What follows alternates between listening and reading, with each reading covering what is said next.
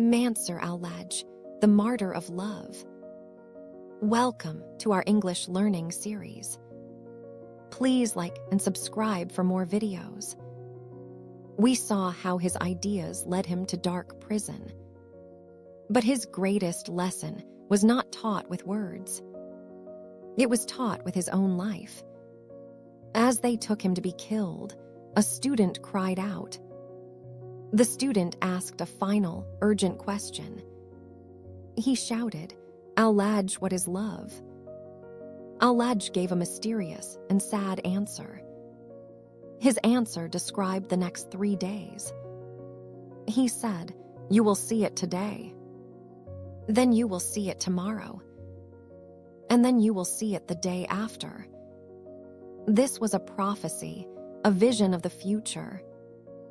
He was showing the true price of his love. On the first day, today, he was killed. This was the first part of his definition. Love for him meant dying for your beliefs. On the second day, tomorrow, his body was burned. Love meant being turned into ash. On the third day, the day after, came the end. They took his ashes to a river. They threw his ashes into the wind and water. This was the final part of his answer. Love meant becoming nothing at all. Now let us see how this prophecy came true. They brought him from the dark prison. Many thousands of people came to watch. They covered him with 13 heavy chains.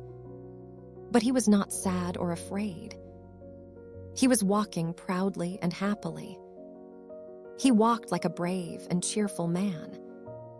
His hands were moving freely as he walked. Someone asked him why he walked like this. He gave a very powerful answer. He said, "Because I am going to my sacrifice." When he arrived under the gallows, a structure for hanging, he stopped. He kissed the wood of the gallows. Then he put his foot on the ladder.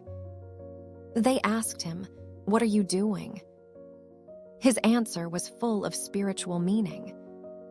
He said, "This is the journey up for men." He did not see a machine of death.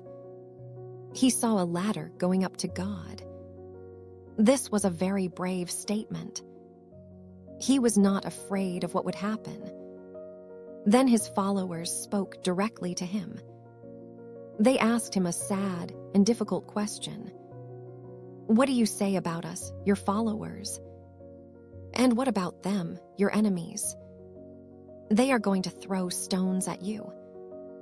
Hallaj gave a very surprising answer. He said, "They will get 2 rewards. But you will only get 1 reward." This answer was a deep spiritual lesson. It confused his followers very much. He explained his strange answer to them. He said, "You love me because you think I am good. This is just your good opinion of me.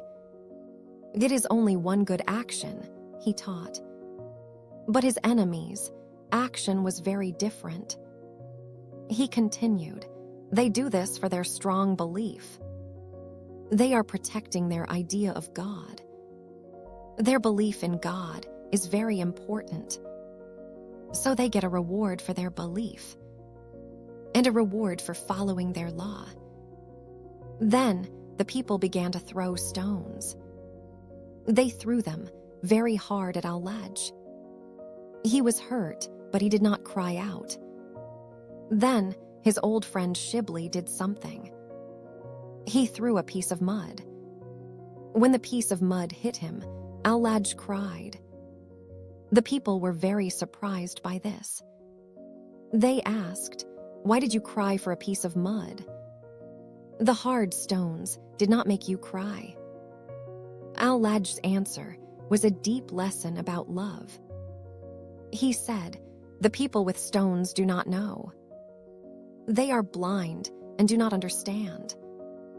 So I can forgive them," he explained. "But he, Shibli, knows who I am. A hit from a friend hurts much more. Then they cut off his hand. Hallaj laughed a loud and happy laugh. The people asked, "Why are you laughing?" He said, "It is easy to cut off a man's hand. But a true man does something greater. He cuts off the hand of his bad desires, strong wishes. These desires stop him from reaching God. A real man is the one who removes everything that keeps him away from God. This is a very difficult thing to do." He meant that inner strength is real power. Next, they cut off both of his feet. He smiled a bright and knowing smile. He said, "With these feet I walked on earth. But I have another foot. With that foot, I can travel to both worlds." Then he challenged the executioners. He said, "If you can cut off that foot." He meant his spiritual foot, his soul. His body was weak, but his spirit was free. He was not afraid of their power. Then he did something very strange. He took his bloody, cut arms. He wiped the blood all over his face. He made his face and arms red. The people asked, "Why did you do that?" He gave them a proud and beautiful answer. He said, "I have lost a lot of blood. I know my face has become very pale, yellow. You might think I am pale from fear. So I put blood on my face to look red." He finished with a famous, powerful line.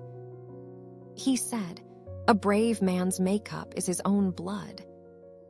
He wanted to die looking brave and strong. He would not show any sign of fear.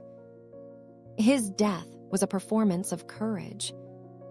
Then they took out both his eyes. A great noise came from the crowd. Some people were crying with great sadness. Other people were still throwing stones. It was a moment of chaos and pain. Then they cut off his ears and his nose. At this moment, he spoke his final words. He did not speak with anger or hate. He spoke a beautiful and sad poem. It was his last goodbye to the world. He said, "I looked for a peaceful place on earth. But for me, there is no peaceful place. I tasted life, and it tasted me. Sometimes it was sweet, and sometimes it was bitter." He was saying his life was full of struggles. He finished his poem with a final thought. He said, "I followed my own desires and they made me a slave. I should have trusted God's plan. That is real freedom." He shouted his final words loudly. A person who sees the one God inside, that is enough for him. He looked far away with joy. Then they cut out his tongue and head. They burned his body and cut it up. They threw his ashes in the Tigris River. The river became wild and started to rise. His body turned to ashes, but his words became stars. Bayazid Bastami was another great mystic. He said, "When they hanged him, I felt sad. The world became a small place for me. I prayed all night under his body. I did this to comfort my own heart. In the morning, a voice came from heaven. It asked, 'O Bayazid, what are you asking?' I replied, 'Why did you do this to him?' The voice said, 'We told him a secret. He could not keep it, so he told everyone. Thank you for learning about Hallaj with us. Which part of this story did you like most? Share your thoughts in the comments and subscribe for more videos about Persian culture and history.